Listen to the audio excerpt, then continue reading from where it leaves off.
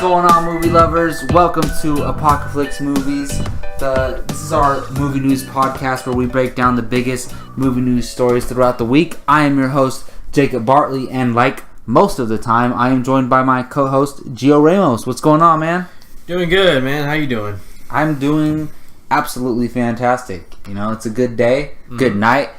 We're coming to you guys with a very late podcast this week, and this is only pretty much for regular listeners. For those of you who realize that our podcasts come out maybe on a Friday or a Saturday, we're coming to you probably on a Monday this week. But you know, at least we're getting a podcast out. We just had a couple delays this week. We're all busy, you know how that goes. But how you doing today, Gio?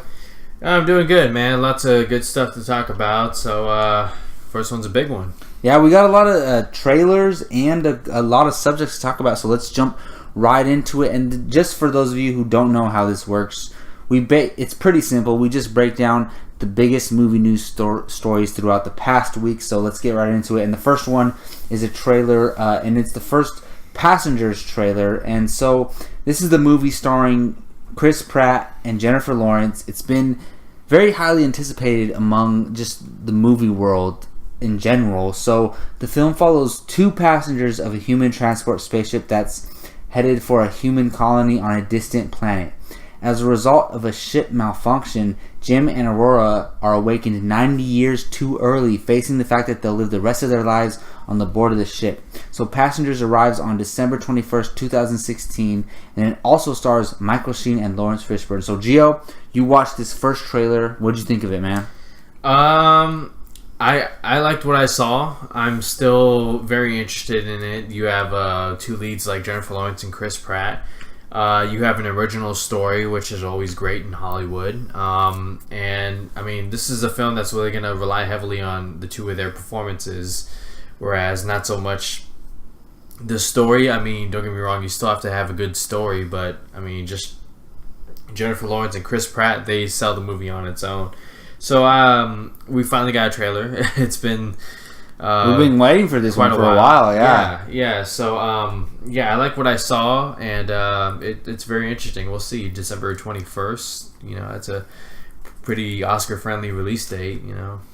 I wouldn't think that this film was an Oscar film, but it's coming out around that time. Yeah.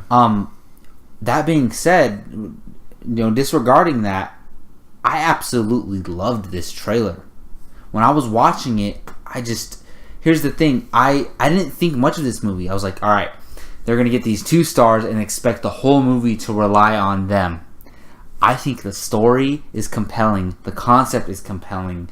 Just the way the trailer's set up to where we don't really know what's going on. Even though the synopsis has always said that Chris Pratt's character wakes up Jennifer Lawrence's character. I think that's supposed to be the twist, which they're setting up in the trailer. But just the way it looks in the trailer looks amazing. And I don't know, I love everything about this. I think it's very original. Mm-hmm. I've never seen anything like this as far as the concept goes. So it looks amazing. I know I'm going to get at least some engaging performances from these two actors. Whether they're Oscar worthy, who knows? They might just give Jennifer Lawrence an Oscar nomination because she's Jennifer Lawrence. But if I watch this movie and I think either of them are worthy of it, then I'll acknowledge that. But it just, to me, overall, it looks amazing. So, yeah, this trailer is awesome. So, our next topic is not a trailer, but it has to do with some images that have come out. And that has to do with the Mighty Morphin Power Rangers movie that is coming out in 2017. And it's not called Mighty Morphin Power Rangers, it's just called Saban's Power Rangers, which is something that I'm not necessarily okay with. But regardless, we have these images of the Power Rangers with a tease of their Zords. So I was actually caught by surprise to see this. I got off of work one day and I hopped on ScreenRant.com and I just click on the main titles and I see the Power Rangers with their Zords, and I click on it and it's kind of like a tease. You don't show the whole Zords. Mm-hmm. So I'll go ahead and start this one off. And for those of you who don't know, who don't listen to our podcasts or any of our videos regularly, me, Jacob Bartley, I am a huge Power Rangers fan. I don't need to go into detail, but grew up on it, huge fan. And these images just add to my excitement and my high level of anticipation for this film.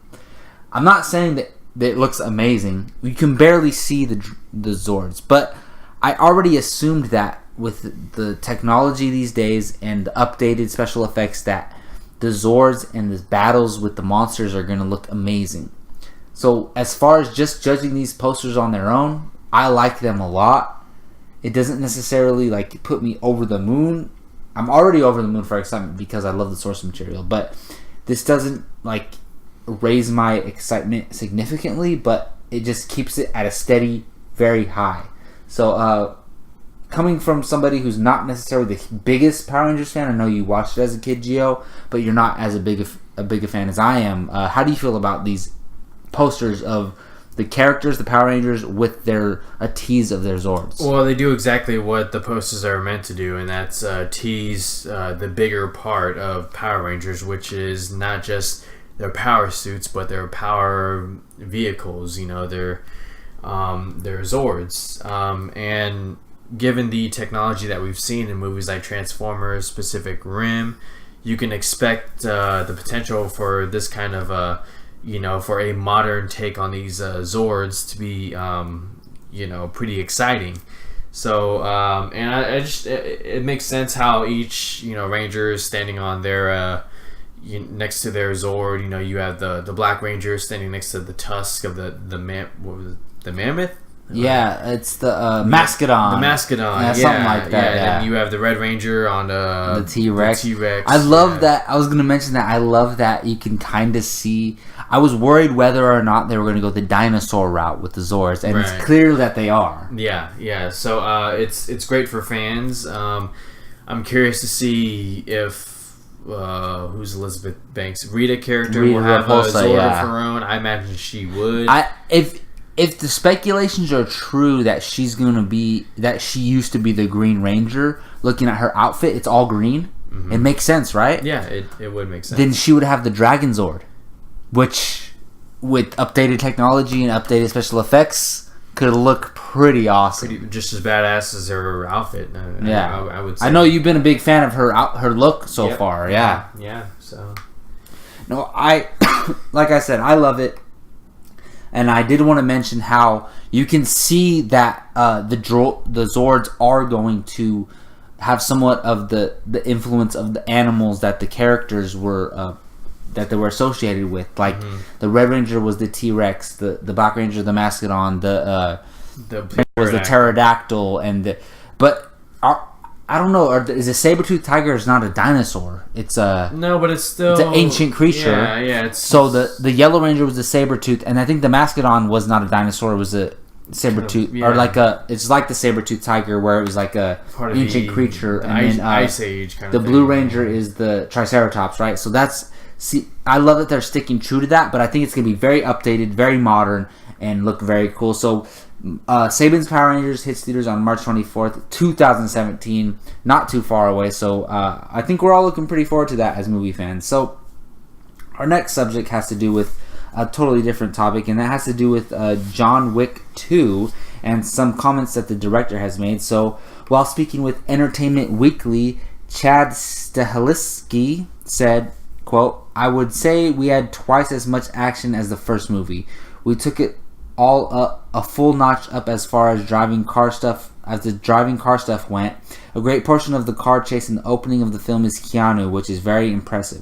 End quote. So John Wick Chapter 2 hits theaters on February 10th, 2017, and obviously stars Keanu Reeves, and also stars Ruby Rose, John Leguizamo, Ian McShane, and Lawrence Fishburne. So Gio, you hear these comments from the director. How do you feel about it? I mean, an opening car chase, that sounds awesome. For anyone who's seen the first John Wick, you know that he drives a pretty sweet ride. Exactly. It's consistent with a classic character, too. American muscle car, so expect something like that in the sequel. Look, this one's going to have a lot more action as far as the story goes. I think the first one was all about just setting up John Wick and the world and all that. You kind of threw in the whole dog killing thing just because you wanted to sympathize with the character and to give him a reason to kick ass again. You obviously can't do that in the sequel, so it's just going to be kind of more of the same, more of John Wick just kicking ass and, shooting people. And I'm excited about it. It has a February 10th release date, which is very friendly for this kind of blockbuster. We've seen the previous John Wick have that success. We've seen Kingsman have that success. So February is Deadpool. So February is no slouch for a potential box office hit release date. Yeah, I mean, how can you not like these comments? I mean, the best part of John Wick was the action. And it did touch on certain story elements that were good as well. Like the dog was a hook. It was relatable to a lot of viewers because a lot of humans are pet lovers. So it got that draw in, and then just overall, it was just it had a lot of connection with viewers, and I think it just the realism of it, even though it's set in this world where hitmen exists, and the Continental Hotel was pretty awesome. Those scenes in that hotel and just the idea of the hotel, everyone always talks about that, how amazing that was. So if they can build off of the, dare I say, mythology of the first film and just continue that, and obviously it's not taken seriously. There's a little bit of a, just, I don't know what the word for it is, but there's a little bit of a disbelief there within the John Wick world. A suspense of belief. Yeah. And so I think we all have to go into a John Wick movie having that. But I love hearing these comments. More action, a car chase. Especially, it's not like a car chase is coming out of nowhere. The character is associated with cars from the beginning of the first film, so it really adds to it. So, all right, well, moving on to our next subject, and that has to do with director Duncan Jones. You might know him from directing Warcraft is his most recent film. He directed Moon and Source Code. Gio and I talked about this earlier. I've seen Source Code, which I think is a masterpiece. It's absolutely incredible. Gio has seen Moon, which I haven't seen, and he hasn't seen Source Code. And just give some thoughts on Moon real quick, because I know a lot of regular movie fans don't know who Duncan Jones is. Moon is a very small, performance-driven film, and it's one of the best sci-fi indies that I've ever seen, that you'll probably ever see, so check it out. And I plan on seeing that soon, and I know you have a mission out to watch Source Code pretty soon. Yeah. So, anyways, director Duncan Jones, he directed Warcraft earlier this year, and it got some mixed critical responses. I happen to enjoy the film. I know you did enjoy it, even though it did have some disappointments. But apparently he always had this plan set out to not a straight trilogy, but to direct these 3 sets of films where they were just his 3 original ideas that he wanted to make, these sci-fi indies. And Moon was the first one, Source Code was the second, and then he had a third one in mind, titled Mute. So his Mute movie is finally going into production. It's being made, and it's going to star Paul Rudd and Alexander Skarsgård. Everyone knows who Paul Rudd is. If you don't, you're living under a rock. But Alexander Skarsgård, if you don't know, played the recent Tarzan. He was the actor in Tarzan. He has a movie coming out with what's that comedy that's coming out with the dude from Ant-Man?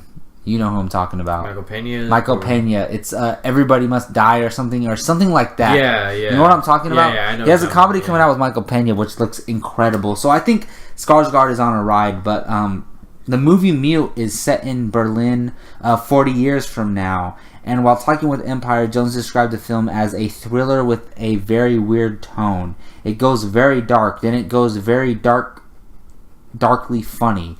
It's science fiction urban, so it certainly owes some of its influence to Blade Runner. So you hear these comments from a director, Duncan Jones, who you respect based on his previous work. How do you feel about these comments, Gio? I mean, look, Duncan, you ain't got to sell me on your movies. I've enjoyed them, the ones that I have seen. And so, you're doing another indie film after a blockbuster. I think that's a smart move. The words darkly funny, they fit. I mean, especially when you have Paul Rudd in there, who is a veteran in comedy. And look, influence on Blade Runner, that would be exciting, except I haven't seen Blade Runner, so I'll have to catch it one day. But I mean, as far as Duncan Jones doing another sci-fi indie, sign me up. Yeah, this sounds too good to be true for me, because Paul Rudd, is just one of the best. I don't care, comedy or drama, whatever. He's just, in my opinion, he's one of the best. I have been a huge fan of Paul Rudd ever since The 40-Year-Old Virgin. Every comedy he's in, he's just such a charismatic and charming guy. And then you have Alexander Skarsgård, who even though Tarzan wasn't a great film, he was great in it. I will not hold back. He was great as Tarzan in Tarzan, The Legend of Tarzan. And you put these two actors together, which is such an odd couple. Honestly, it really is. And then you consider the fact that Duncan Jones, who directed Moon, which I've heard nothing but great things about from all the movie critics, from people that I know, it's amazing. And then myself, I've seen Source Code, Source Code is there. I will not call many films a masterpiece. Source Code, in my eyes, it's not necessarily a 10 out of 10, but in my eyes, for what it is, it's a science fiction masterpiece. It's amazing. It's a brilliant film. So now he's going back to his roots. And I liked Warcraft. Going back to his roots and directing another indie film with Paul Rudd and Skarsgård. Sign me up. This sounds absolutely amazing. And then the comments make complete sense. A weird tone. It's very dark but goes very darkly funny. Science fiction, urban. Tied into Blade Runner. I've never seen Blade Runner as well, but it makes sense. I've heard about Blade Runner and the story and the setting and stuff. So this makes complete sense. I can't wait. I don't know when this movie's going to come out, but I guarantee you it'll be one of my most anticipated for the year, and I'm sure Gio agrees. So moving on to our latest segment on the Movie News Podcast, and that is Take One or Leave One. Pretty soon it's not going to be known as a new segment because we've been doing it for about over a month now. But this is the segment where we take two topics and we kind of put them together and we decide whether we would take that topic or leave the other one. And it doesn't necessarily mean you hate the topic that you leave. It just means that you like the one that you take a little bit more. So our first subject for Take One or Leave One has to do with two movies, and those are The Accountant, starring Ben Affleck, and Jack Reacher, Never Go Back, starring Tom Cruise. And we're kind of debating on the TV spots and just our overall general excitement for the films. So Gio, you took a look at these TV spots and you already know how excited you are about each film. So if you had to take one or leave one, which is it? The Accountant or Jack Reacher, Never Go Back? No, it's no question The Accountant. And look, I love Jack Reacher. I love how the TV spots give a little bit of that, chemistry between Kobe Smulders and Yes. Tom Cruise. That's going to be great. Tom Cruise kicking action, but I've kind of already seen that, and I'm still excited to see more of it. But with The Accountant, it's more like you're kind of learning more about this character that Ben Affleck plays. This kind of Jason Bourne meets, like intelligent guy. So I'm very much excited about that one, and it's something new. And Ben Affleck coming off of Batman, this guy could do no wrong. It's kind of like, what's funny is it's kind of like Jason Bourne meets Will Hunting. Yeah, exactly. And yeah, they're both played by Matt Damon, who's his best friend. Right. Which is just funny, that's right? pretty funny. Yeah, I'm glad. Yeah, it's pretty funny that you pointed that out. But I have to go with The Accountant. But I'm excited for both. I mean, why can't I take both? Exactly. No, all right. So that's the point of this segment. You might get two things that you really look forward to. And here's the thing. I watched the first Jack Reacher. It's all right. I like it. It's entertaining. But this Jack Reacher Never Goes Back looks so entertaining. I don't know what it is. Like, I really want to see it. Especially Tom Cruise can do no wrong coming off of Mission Impossible Rogue Nation. Yeah. That was amazing. And I have a bias towards Kobe Smolder. How I Met Your Mother is one of my favorite TV shows of all time. And I've grown to watch her career over the past 5 years, and I think she's incredible, especially in comedic roles, and I think she can hold her own in an action, semi-dramatic type of role. But I gotta go with The Accountant. I'm definitely taking The Accountant. I've talked to you guys about this endlessly. This is one of my most anticipated movies for the rest of the year. I think Ben Affleck has become a much better actor, and the type of tone this movie is set in, and the style of it, and the thriller aspect of it, and how we have no idea what's going down. it's going to keep you guessing the whole entire time. This is my type of movie. You know, I love comic book movies, and they're probably my favorite genre. But the dark thriller is probably my second favorite genre, and The Accountant falls under that as far as the trailers go so far. So I'm definitely going to take The Accountant. All right, for our second topic on Take One or Leave One, we have 2 trailers, and they're both from comedies, and that is from Bastards and Fist Fight. So Bastards stars Owen Wilson and why do I forget his name? Yeah, Ed Helms, the dude from The Hangover, and they play 2 brothers who find out that their father is not their real father, and they go on a kind of a journey to find out who their real father is. Looks pretty funny. And then Fist Fight stars Ice Cube and Charlie Day. He's from Pacific Rim, which is probably his most coveted role. But he's also from Horrible Bosses, and I first know him from Always Sunny in Philadelphia. I used to watch that show a little bit. So these 2 trailers came out, 2 comedies. Gio, you watched the trailers. Take one or leave one. Which one are you taking? I'm definitely taking Fist Fight. I could not stand Bastards. It was not funny. I mean, that's just my... Comedy's very subjective. I don't know. I didn't find it too funny. Whereas Charlie Day and Ice Cube get into a fight. I've kind of seen this movie before, but... You know, it's just, I don't know, it looks fun, and as far as the trailer goes, it looks like, you know, they're building up to this fight. You know, you got Ali, Frazier, Batman, Superman. Oh, yeah. That was hilarious how it was set up at the beginning. Yeah, so I'm taking a Fist Fight. It looks fun. Yeah, you know, both of these trailers made me laugh, but I agree with Gio as far as Bastards.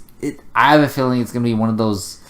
comedies where it tries to go over the top, like maybe I don't know how to like a Zoolander 2 or like a Ride Along 2 or like a Dirty Grandpa, like where it's just like you had a good idea but it's just no. Yeah.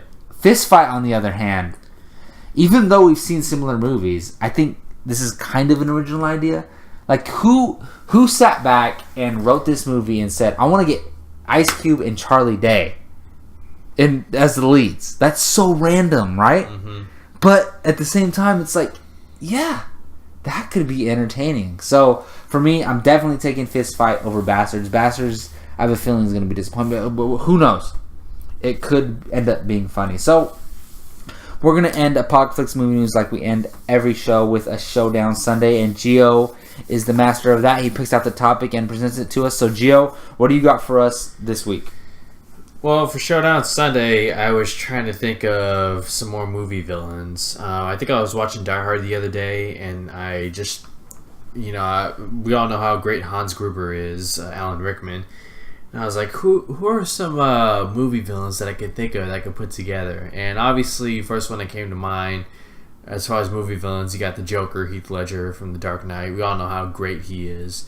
And I was like, you know, Hans Gruber, he wouldn't be a fair fight to Heath Ledger's Joker. But I was like, who's another Oscar-winning, villain performance? And I came to Christoph Waltz's performance as SS Colonel Hans Landa from Inglourious Bastards.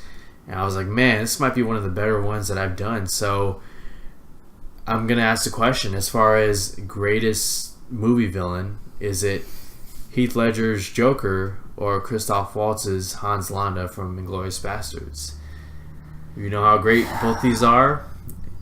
It all comes down to, I mean, you could go no wrong. You can't go wrong with either choice. But, Jacob, who do you choose? Gio, man, you presented some very difficult topics, some very difficult debates in the past with Showdown Sunday, but I gotta give it to you for this one. This might be your most difficult matchup, because here's the thing. I'm a huge comic book movie fan, and I'm a huge Batman fan. I'm a huge Joker fan. And The Dark Knight means a lot to me as far as movies go, and it's one of my favorite films of all time. So, easily you ask me, who is the best villain of all time in your opinion? I mean, I gotta go Darth Vader, but that's another subject. Darth Vader, but then it's the Joker. Heath Ledger's Joker. It's Darth Vader, Heath Ledger's Joker, for sure. But then you bring up, I never even thought about this, Christoph Waltz performance in Inglourious Basterds. It's an Oscar-winning performance, yes. And I'm like, wow. The one performance where you can argue it was better than Heath Ledger's Joker. Yes. And wow, that is amazing. And it's so hard to decide on that. And I still haven't decided. And there goes authenticity for you, because I did not prepare my decision for this podcast. I'm still deciding in my head right now. And damn it, I'm going to have to go with Heath Ledger's Joker because it had never been done to where such a great performance was given in a comic book film. I think that is the best performance in any comic book movie, superhero film ever, hands down, hero, villain, no matter what.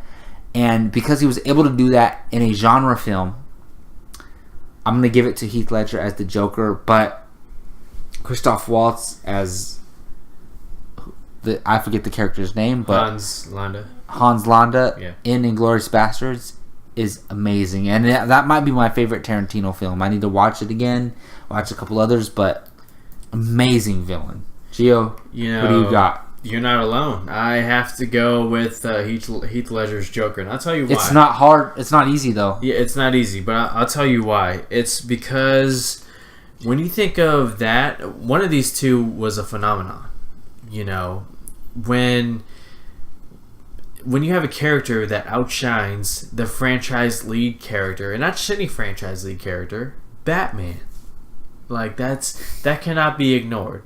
We know how great Christoph Waltz is in Inglourious Basterds. Those who've seen the movie is like, this guy is freaking evil. He's crazy, but so is the Joker. And you're right. That character was not put to the task to outshine arguably the most popular superhero of all time. Yes. And Heath Ledger did that. At least cinematically, yes. And that's what I mean, yeah. Yeah, exactly. And look, you can't go wrong with either one, but when we talk about phenomenon, when we talk about, you know, the franchise that they're established to, I gotta go Heath Ledger.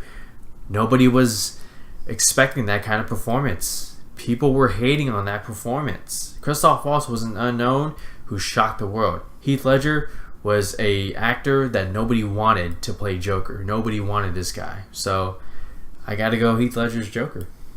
Yeah, I cannot blame you there. Amazing performances on both sides, but Heath Ledger just took the world by storm. All right, well, that's going to wrap up Apocaflix movie news for this week. Again, I apologize for the late episode. We'll try to get these out pretty sooner than usual. I am your host, Jacob Bartley. You can find me on Twitter at JacobBartley_, and I want to thank Gio for joining me today. Let them know where they can find you online, man. Find me on Twitter at GioRamos24, and Jake, if you're listening still at this point, where are you, buddy? I miss you. Man, I haven't seen you in like a month. We'll take a swig of beer for you, bro. If you didn't notice, we've been drinking during this podcast. A little bit. Yeah. That's not the normal thing. But anyways, please subscribe and like our YouTube channel. We really do appreciate that. And till next time, take care.